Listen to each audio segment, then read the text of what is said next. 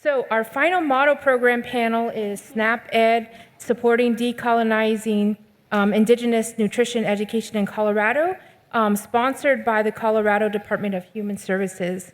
It will be moderated by our Kelli Begay, who's a principal consultant with Maven Collective Consulting from Albuquerque, New Mexico. And welcome our panelists. All right. Hi, everyone. Thanks for allowing us to be here today. It's a real honor to be up here with wonderful people, and I get to work with them remotely. They're in Colorado. I'm in New Mexico. But I'm just going to give a really quick background. So in fiscal year 2022, Colorado SNAP Ed leadership wanted to do more in Indigenous communities, and they collaborated with the University of Colorado and Schultz School of Medicine, and worked with them to be able to provide funding. And there were two phases of this project, and the first phase was to do listening sessions. So listening sessions with nutrition education programs throughout Colorado, and really trying to see what's being done, what needs to be done, how can more resources get into these communities, and what can that look like in a decolonized kind of way in providing nutrition education. And so from the listening sessions, they heard that there's a lot going on already in Colorado, and that there are programs who are already doing this kind of work. The next phase was to offer an RFP, so just a small amount of funding, and it was offered to those 8, I think, programs who were involved in the listening sessions in the first phase. 3 of those programs applied for the funding, and they received it. So that's how we got here today. There's actually 2 programs here. One of our programs is the Acequia Advocate Program, and they're based out of Colorado Springs. That's run by Monica Snowbird. She's quite amazing and wasn't able to be here today, but we have 2 of our other programs. And so really this is what we'll be sharing today, and I encourage you to ask questions in Pigeonhole, and but there's a lot of content. So I'm going to go ahead and hand it over to Devon, who will start. Mocto, gracias. Why are we here? I ask myself that question every morning. And when I wake up and I look north towards Cisnagini, it's a very important sacred mountain, Black Belt Mountain, which a woman gives birth to the monster slayer and the water giver, making the world, the fourth world, safe for our first people. And when I think about the monstrosity of what SNAP is, I think of myself and my colleagues as monster slayers. When we get to the point that we can say Kroger is no longer dominating that list, when we can say that our wild rice, our chicos del horno, the beautiful corn that we grow, blessed by that arco iris, that rainbow, then we know that we have arrived at food autonomy. I understand why SNAP exists. It's a settler colonial institution. It's the continuation of everything that forced us from corn to wheat, from tortillas to fry bread. And so our effort to work with idea of indigenizing or decolonizing SNAP nutrition education is long overdue. But before I introduce you to what our work is about, I want to acknowledge that our farm in El Valle de San Luis, about an hour north of Taos Pueblo, is Nuchu, Dineh, and Tiwa ancestral lands and waters. I also want to acknowledge something that most of you probably do not know about the Sangre de Cristo land grant, La Merced de Sangre de Cristo, which is on these indigenous territories. People think, oh, Spanish Americans, that's a myth.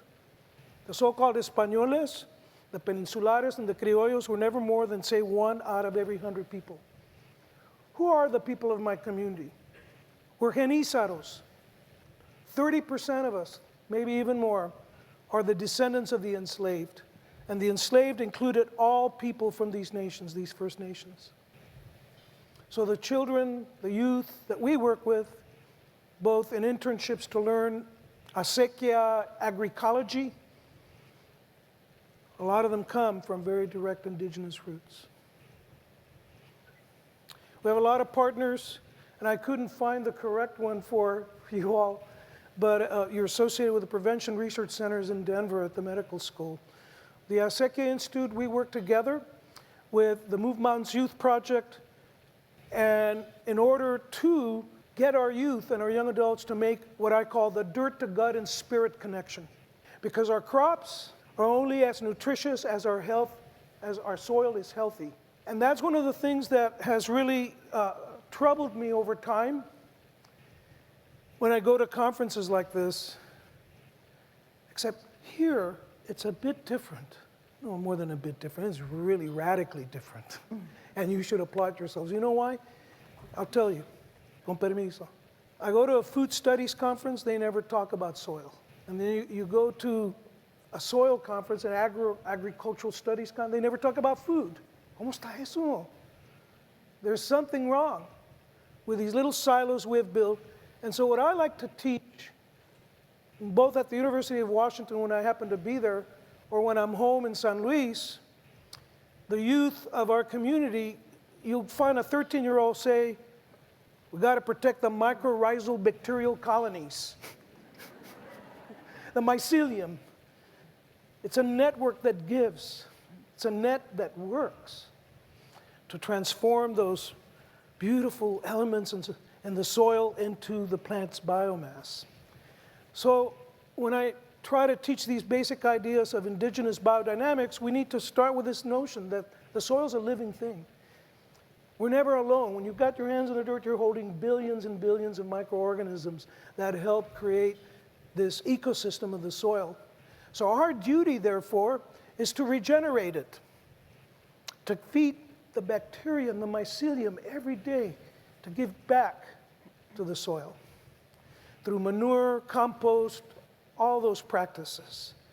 And it's also important to respect diversity, because diversity is the key to our resilience. We always have the Haudenosaunee tradition of the Three Sisters. We follow that too, corn bean squash. I like to say corn bean squash, Three Sisters plus, because for example, I want that wild yarrow in my milpa. I want the verdolagas in my milpa, the purslane. Super medicine food, contributes back to the soil. We need to respect that diversity, and it's not just about cultivated crops. It's about the wild relatives.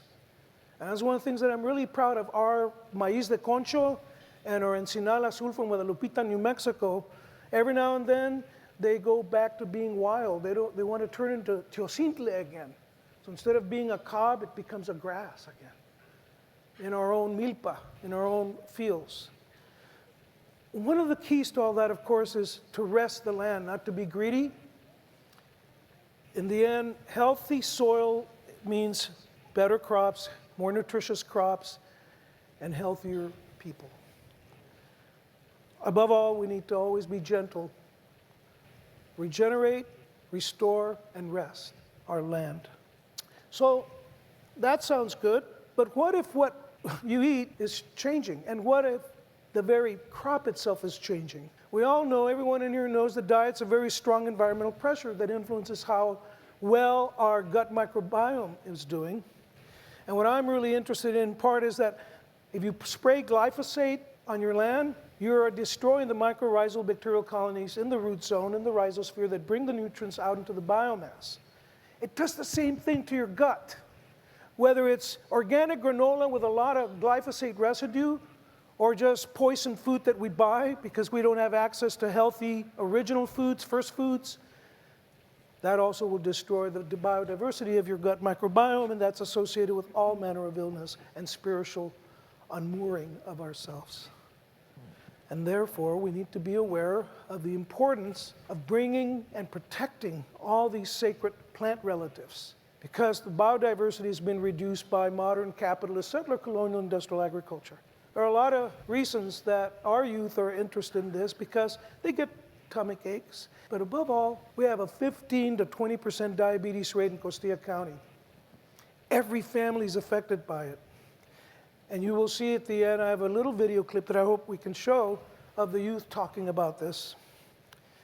Let me switch over, because I want to turn this over to my colleagues. We have a farm, it's at 8,000 feet above sea level. We're really pushing the limits of agriculture up there. Our corn, maíz de concho, matures in 78 to 80 days. It's only about 3 feet tall, but the cobs are about a foot long. The plant's very smart. I like to tell people our corn dances. You know why? The violence that's been exerted against corn that you see in GMO corn, the leaves stand up like, hands up, don't hurt me anymore. Our corn spirals. It moves around all day long. The sun's over here, I think I'm gonna go this way. I need a little more sun, I think corn is alive, it's a sentient being, it's adapted to place. Poor GMO corn, it can't do that. It's a victim of violence. That's some of our Chimera blend, as I call it. You know, we grow a lot of different corn, Zuni Red Flint, we got the blue Encinal, we got Oaxacan Green Dent, the original conchos, the first one they're on, which would be your, I think you're right. We also do a lot of work restoring our heritage crops like the bolita beans, because the commercial guys get a hold of our seeds and then they transform them and they lose their nutritional and culinary properties. And that's why you can't get as much yield as a farmer from the one on the left side, but that's not the point. As my friend from the Cultural Conservancy was saying, it's about feeding people, it's not about the commodification of our food. That's a really important principle that we have to learn to respect.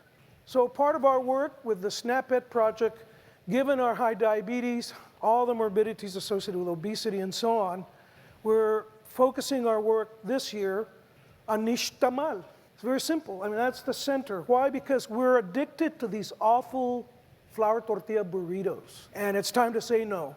Maybe once in a while, cada en cuando, you know, pero every day, no. You have to moderate your intake of that colonizer food.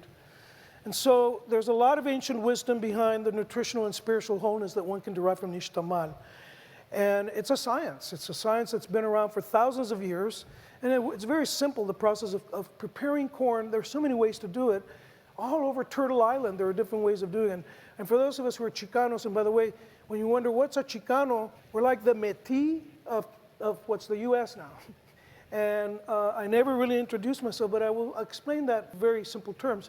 My great-grandmother, on my mother's side of the family, was named Missouri Ann Berryhill of the Raccoon clan of the Mvskoke Nation. I don't claim that indigeneity because I don't know the language, I don't know the stories. I've been invited, and the pandemic came in and I wasn't able to reconnect, but I plan to connect with that part of my family.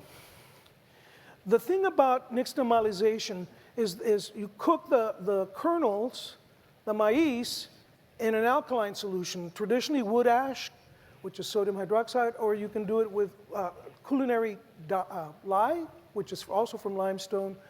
They call it slake lime or cal. It's cal for calcium hydroxide.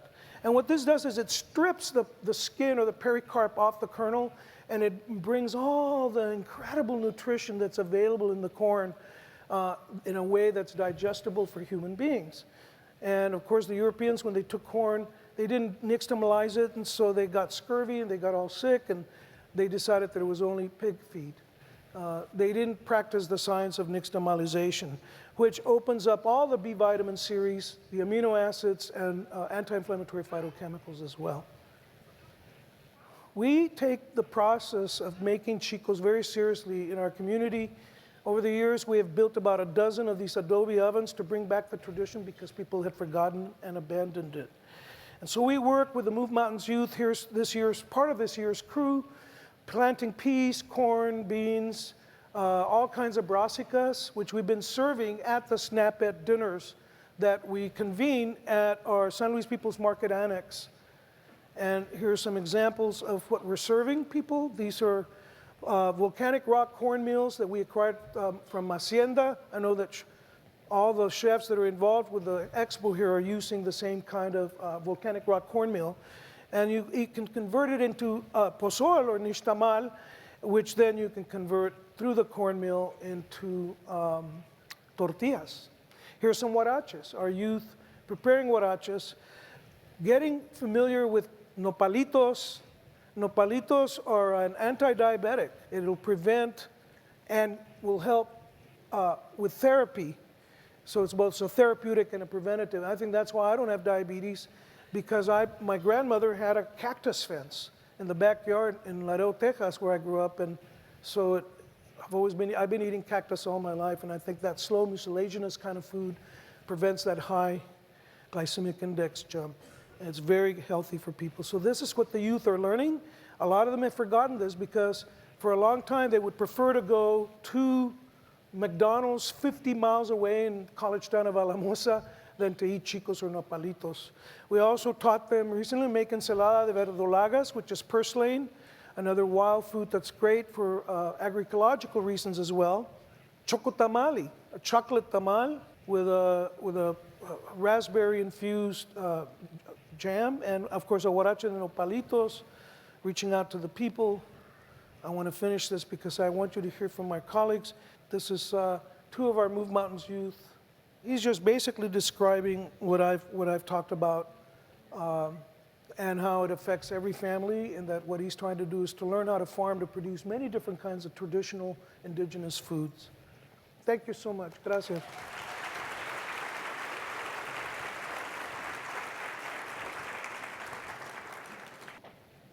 Can you guys hear me? Okay. Good morning. We are just going to try and roll through these slides real quick. There we go. I hear myself now. Yata'eh, everyone. She'eh Shinoa Francis, Keani Ashle, Ado Tachini, Bashashin, Ado Shimasana Keani, Ado Shache, Akeseani. Good morning, everyone. My name is Shinoa Francis. I am Hopi and Dineh from Shiprock, New Mexico, and Kikotsmovi, Arizona. I am here with my mother, Shannon Francis, and we are representing Spirit of the Sun. We are an indigenous women-led nonprofit based in Denver, and our mission statement is to empower Native communities one youth at a time. Yeah, sorry, I forgot I've got the clicker.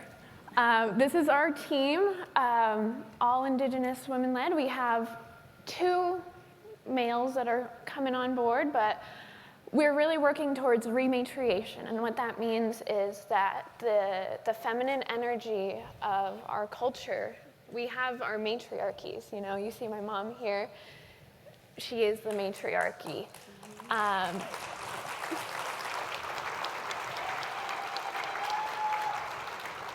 And we're really just working on reconnecting our energy so that we can do better for our youth, so that our youth can express their feelings, so that they can get reconnected to the earth. They can ask questions, they can cry and be emotional, and they can express themselves however they want to be. So with that, we have a ton of youth programs. Starting from ages 2 to 6, we have an Indigenous Toddlers and Teachings program. We have a Mycelium healing project for teens and tweens.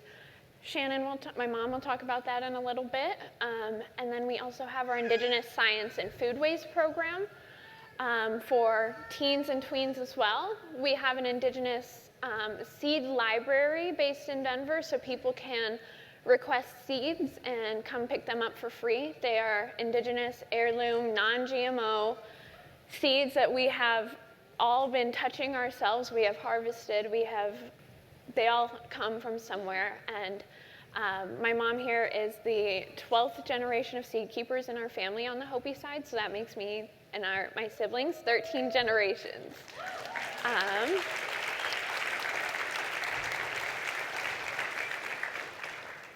So our Indigenous Toddlers and Teachings program is for ages 2 to 6. They go all over Denver, from different farms to the zoo to just visiting with each other. They do little seedling stretches to start their day, which is just little yoga that my sister has incorporated into the program. And they're able to just spend time with other Indigenous youth, being able to especially reconnect to the land. We are really working on establishing that connection as early as 2 years old, because it benefits not only our little ones, but it connects them, it makes them more empathetic, it gives them compassion, it gives them the ability to care for all living and non-living relatives. And we refer to our mycelium as non-living relatives because it may not be living, but it is in our bones, you know. Alrighty, and then we have our Indigenous Science and Foodways Youth Leadership Program. This is teaching youth all the way from planting seeds, connecting to seeds. We have our youth talk to seeds. We have them hold it. We have them breathe on it. If they're comfortable, we have them put it in their mouth to be able to connect to that, to create their own little microbiomes with these seeds. We also have little seed locket activities that we do to introduce seed connectivity, that you put the seed in a little cotton ball in a little Ziploc bag, you breathe in it, and you wear it for 2 to 3 weeks. And not only does your breath create its own little microbiome, but your body heat when you're wearing it kickstarts the germination process for the seed. So we call them their little babies, and the kids love it. You know, it's like their own little jewelry as well. So starting from seeds to taking care of the plants, we send these youth home with plants. They're part of our harvest process at our farms as well. And then we're incorporating cooking classes and how can we use the food afterwards as well. So composting, food scrap dyeing, things like that, seed saving, utilizing every piece of our farms and our animals that we use in the future. We also have our Native Mentorship Program, which is the ages for that are 8 to 17, based in the Denver metro area. And then our mentors are ages 22 to 26, graduating or studying in college pretty much, and all are Indigenous. So this gives our youth a safe space to come and celebrate their indigeneity. They get to talk to their peers. They get to enjoy spaces where they don't have to be the image, or they don't have to also feel the need to be around their parents, just being in that safe young space. And so we really encourage all usage of pronouns. We encourage identity expression, gender expression, sexuality expression, just because I, as a 23-year-old, have understood what it means to hide your identity, and I don't want that for any of our youth. Sorry, getting a little choked up. These are my little babies, so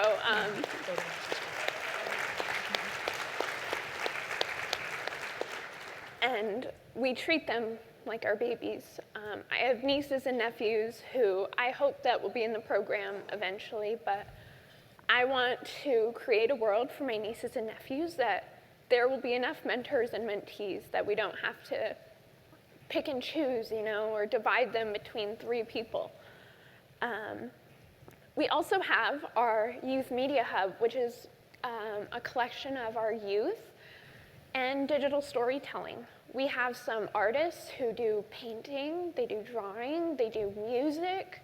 We have some who are more comfortable behind the camera, who want to be filming, who want to capture pictures, who want to encapsulate the moment. We have one youth who does her own podcast, and she's amazing, and she's got her own business in podcasting equipment, camera equipment, which is amazing. And let's see. And then one of our outdoor equity grants is what we do is share winter, so bringing our youth to places so that they can go skiing, snowboarding, having those experiences in Colorado that it might be native land, but for the longest time, we have not been welcome there. We have not been celebrated there. We're not invited there. So our youth are getting to do things that I've never done. I've never gone snowboarding, and I've lived in Colorado my whole life. But these youth are learning, and they're amazing at it. You know, all of us are natural athletes, as you know. So they're really just kicking ass, taking names.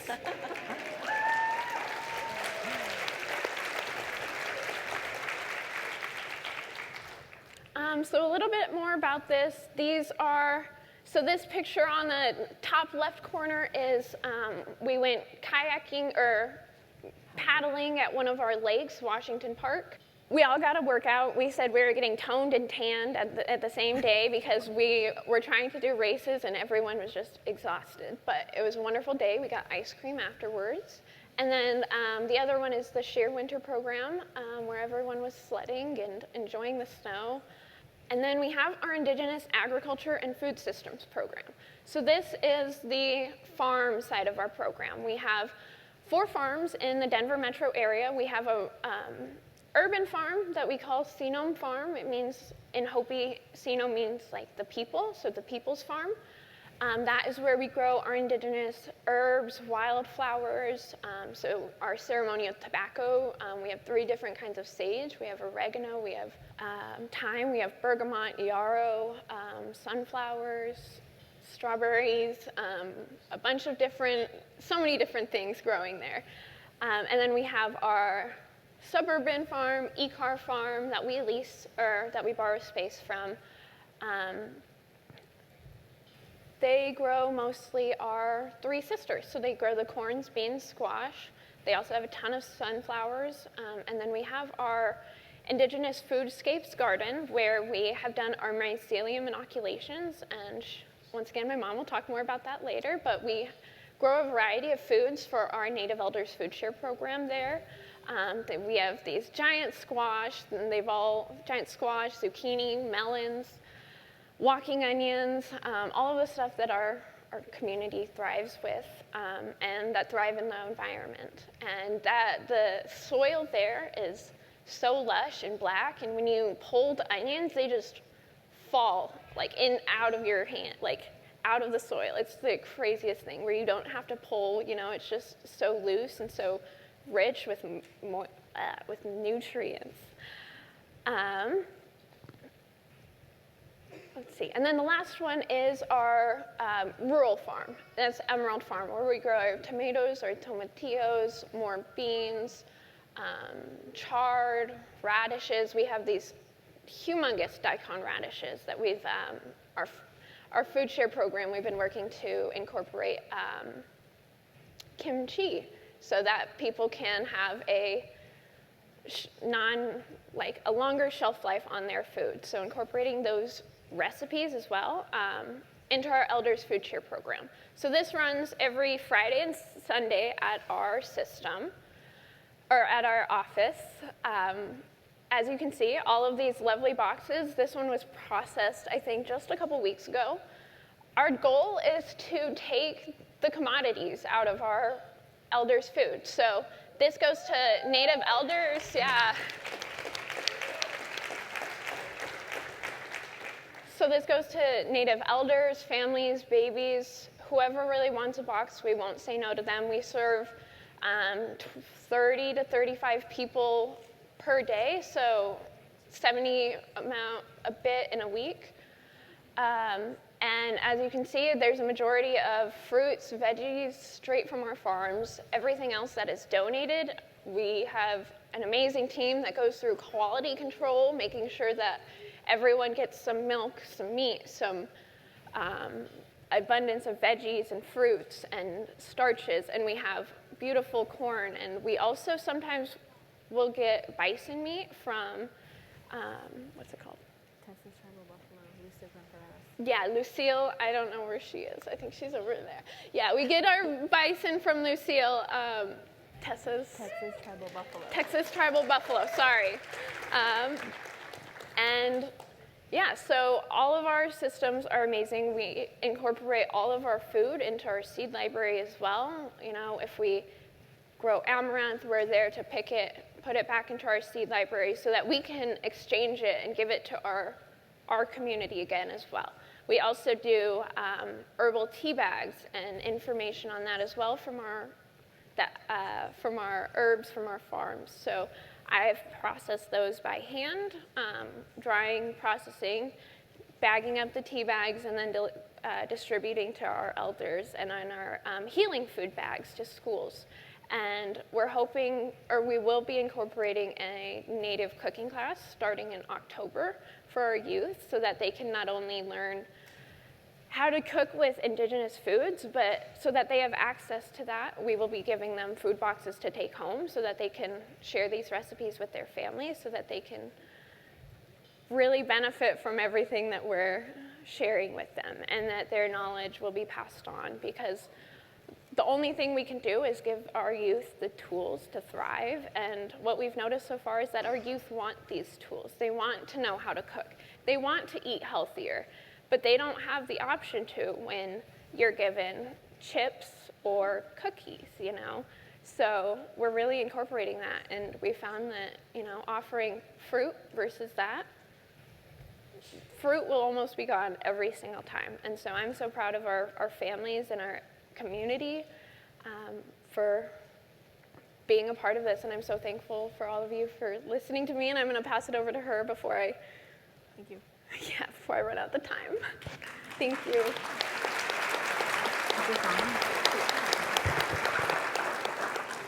Can you hear me? Oh, good. Yeah, I'm really proud of this is my youngest daughter. I have 6 kids. I brought my second daughter, Shayna, on as director of operations. We've tried different leadership styles, but every one that came on board was kind of steering our organization in a different way. And so we're making this like a legacy organization. And I'm going to be moving to the visionary level, and I'm the current ED right now. I've been executive director since 2016, came on as program manager.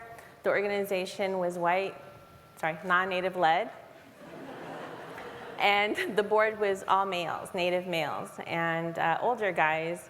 So when I came in, I asked the board to fundraise $10,000 a year, and half the board resigned. They didn't have the energy to. So we brought on Tara Gover, Eileen Masquat, and Mickey Langston, and that was the start of our new board, and then transitioned to structure it to mainly indigenous native led. And everything Shanoa just talked about, it's evolving and transitioning. We didn't have any programs when I came in to executive director and had to start our own vision, and we're moving forward, we're doing great things. All of our programs overlap, so there's a connecting to the natural world component using observation. A lot of my memories are infused in our indigenized curriculum when I was a toddler playing outside at Hopi on my grandpa's land. And a lot of the things that I saw that I remembered, we wanted to infuse into the indigenous toddlers and teachings to get kids connected and have a foundation before they go to public school.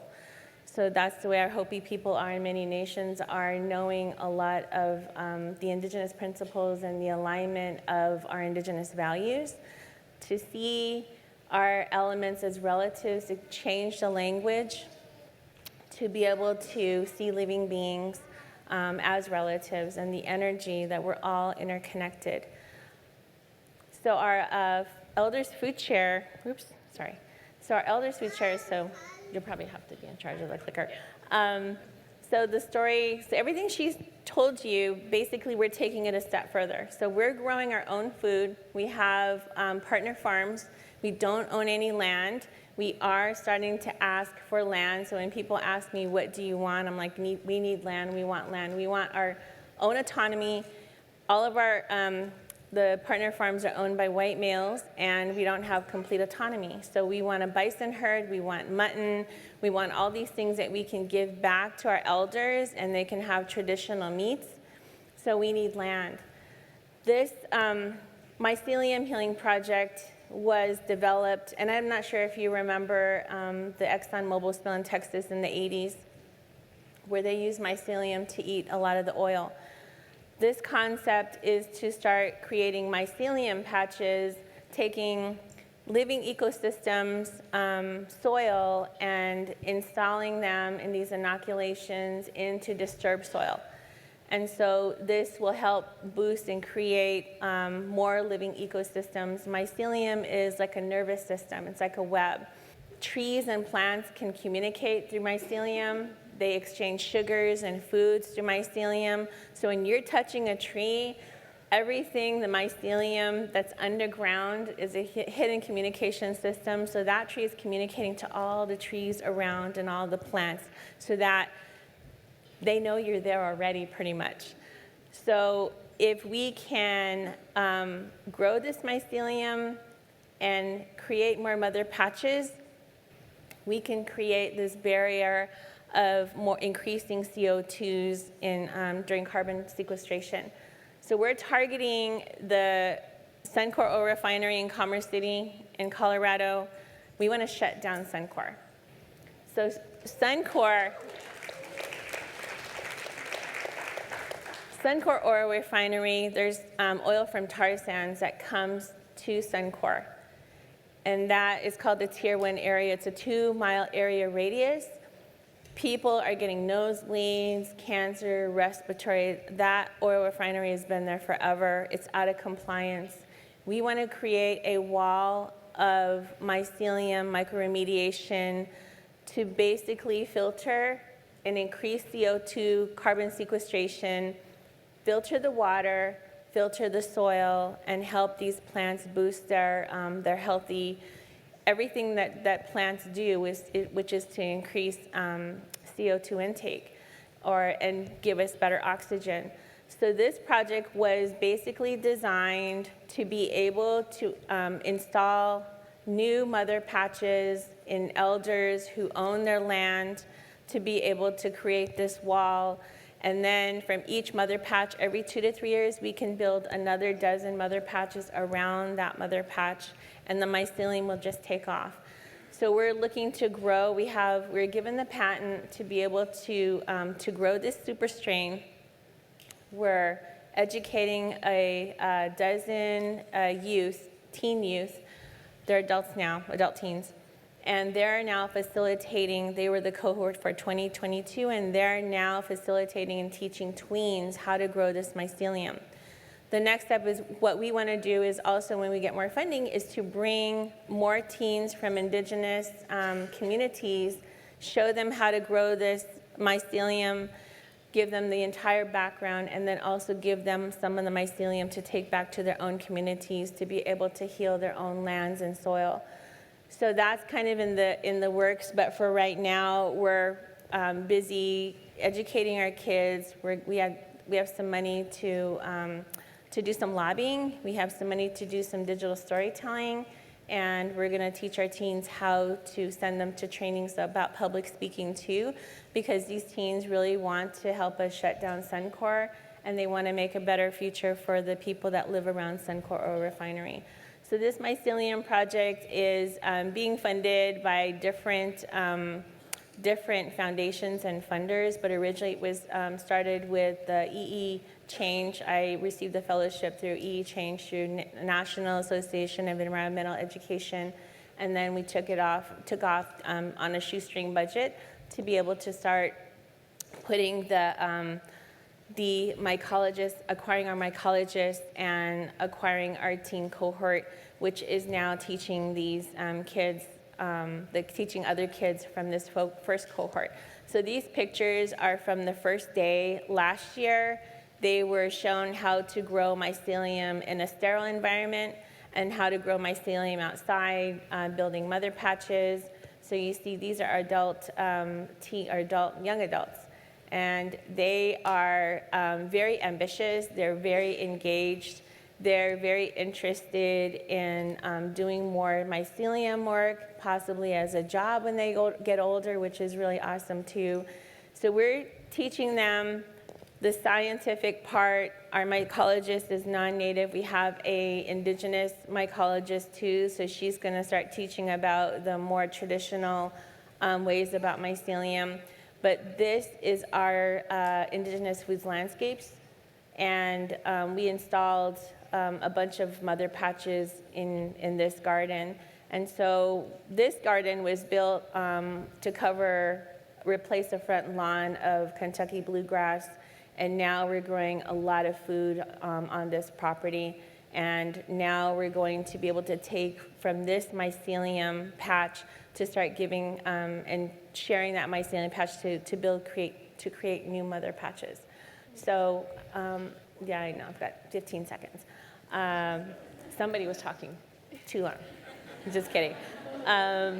So conclusion, so this is our project. We really want to get people involved and get support, other indigenous communities to look at what we're doing, how can we help and share this mycelium strain, and then also how can we get land, and we're doing a land back campaign, land legacy campaign in our first gala at the end of this year to raise some money to buy our own land, or we have possibilities of land being offered to us. And so we really want to do this in our own way and have our complete autonomy and self-determination and work towards our first ever Indigenous Food CSA produce share. So I'm done. Thank you.